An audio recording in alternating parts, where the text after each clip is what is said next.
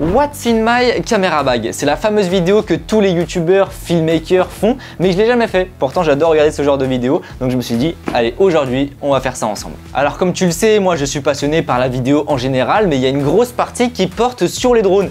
Pourtant c'est bien des setups bien différents, donc je me suis dit qu'on va faire deux vidéos. Dans cette première vidéo on va voir What's in my camera bag et dans la prochaine on va faire What's in my FPV bag. Commençons par l'extérieur, le sac en lui-même.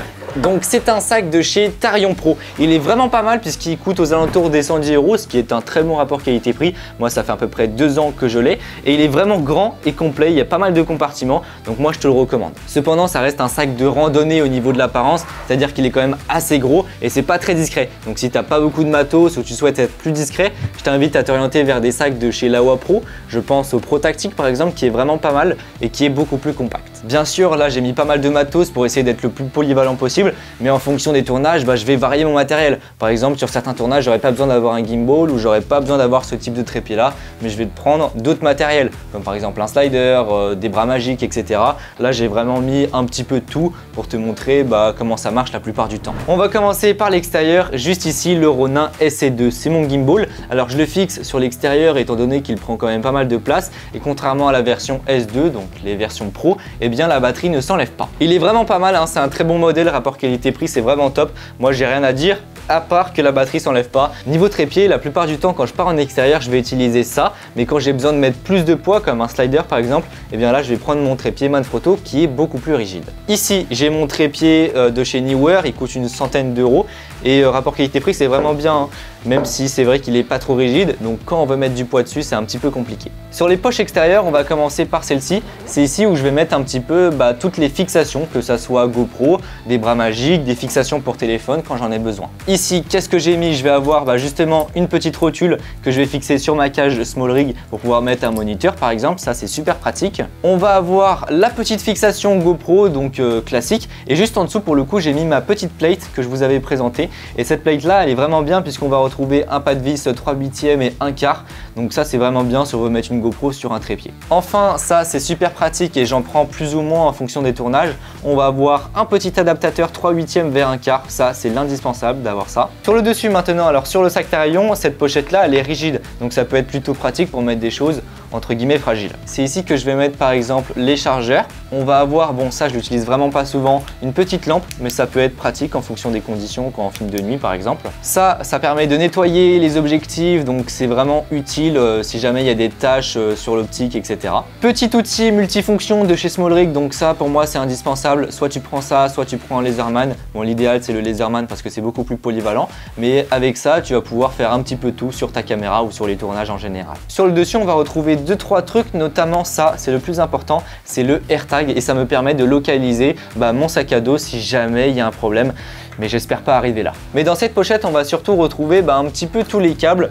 Bon il y en a beaucoup plus généralement, mais je vais avoir du jack, donc ça c'est plutôt pratique pour les micros, c'est en rab, hein, ça c'est si jamais il y a un problème, et puis de l'USB-C pour les chargeurs, pareil c'est indispensable. On poursuit maintenant avec le principal, c'est bien sûr l'intérieur du sac, et puis c'est ici où je vais mettre un petit peu tout le matos, hein, forcément.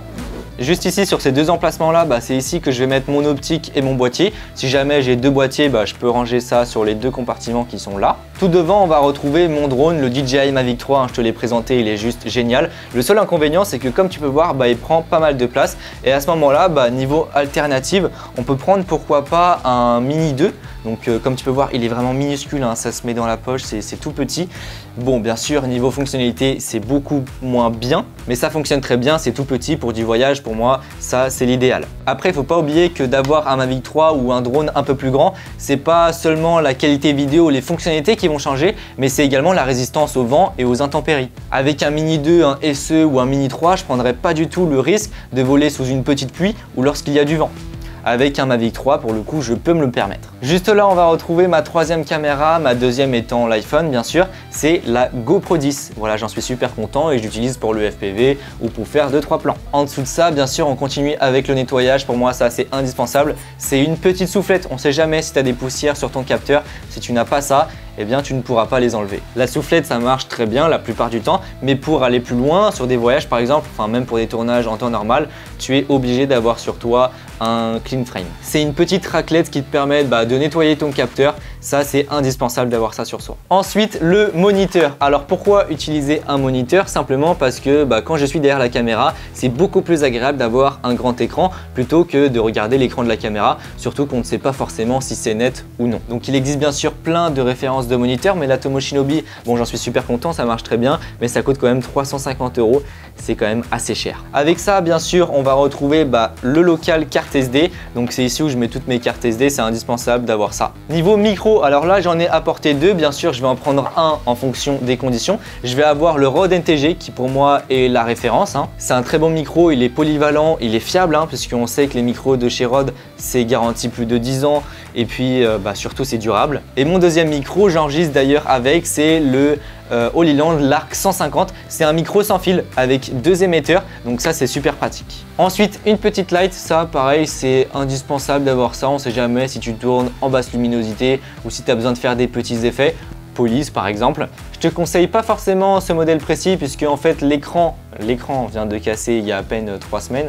Bon, ça faisait 1 an que je l'ai utilisé, mais j'ai jamais tapé dessus, enfin il a rien eu et pourtant il a cassé. Et enfin sur cette partie là, on va retrouver bien sûr la radiocommande du Mavic 3, sinon ça n'aurait pas trop de sens. Sur le dessus, c'est ici que je vais mettre tous les câbles et les filtres. Alors on va retrouver premièrement un câble HDMI. Alors les câbles HDMI tressés, finalement il n'y a que Atomos qui les fait, enfin il en existe mais ils font plus d'1 mètre, et avoir un câble comme celui-ci super court et tressé, il n'y a que Atomos qui le fait et ça coûte 25 € le câble. Niveau filtre, un filtre ND variable, celui-ci en 82 mm, un filtre Black Pro Mist 1/4, je te l'ai présenté il n'y a pas très longtemps sur la chaîne, j'en suis super content. D'ailleurs je filme actuellement avec.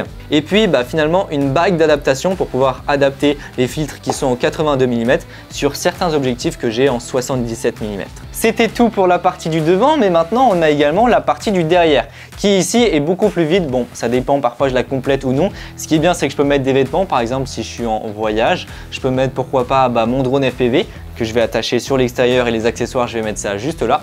Et ici j'ai mis finalement les sangles qui pour moi ça pareil c'est indispensable. Je vais avoir la sangle double pour mon appareil photo, mais également la dragonne, ça pareil c'est super pratique. Pour terminer, il y a une dernière cachette dans ce sac, c'est la pochette pour ordinateur. Alors parfois je mets mon Mac, mais sinon généralement je vais mettre les protections pluie, hop, donc ça va être la housse quand je fais du drone FPV pour pouvoir poser tout mon matos par terre. Et enfin ça va être la protection pluie pour mon boîtier. Si par exemple je filme sous la pluie, ça arrive pas très souvent, mais surtout quand je laisse mon boîtier toute la nuit en extérieur pour pouvoir faire des time-lapse, ça c'est indispensable. Certes, mon matériel est tropicalisé, mais on ne sait jamais si c'est une grosse pluie ou non. Bon voilà, je pense qu'on a fait le tour. Ça c'était mon matériel le plus polyvalent, mais bien sûr en fonction des tournages, comme je te l'ai dit en début de vidéo, je vais changer de matos. Voilà, je te mets tous les liens en description. Dans une prochaine vidéo, comme je te l'ai dit, on va voir tout mon matos FPV et drone dans mon sac. What's in my FPV bag. Sur ce, je te mets tous les liens en description. Si cette vidéo t'a plu, n'hésite pas à mettre un pouce bleu, à t'abonner si tu souhaites en voir plus. Si tu as des questions, c'est dans les commentaires. Et puis sur ce, on se retrouve pour une prochaine vidéo. Allez, salut! Salut à tous! Pour la réalisation de mes vidéos et même sur la plupart des tournages de nos jours, on va utiliser un moniteur externe à la caméra. Ça a plein d'avantages, mais le problème, c'est qu'on a toujours cette fameuse contrainte du câble HDMI. Alors pour pallier à ça, il y a plusieurs solutions. Le plus simple, c'est d'utiliser l'application mobile du constructeur de ta caméra. Et dans la production,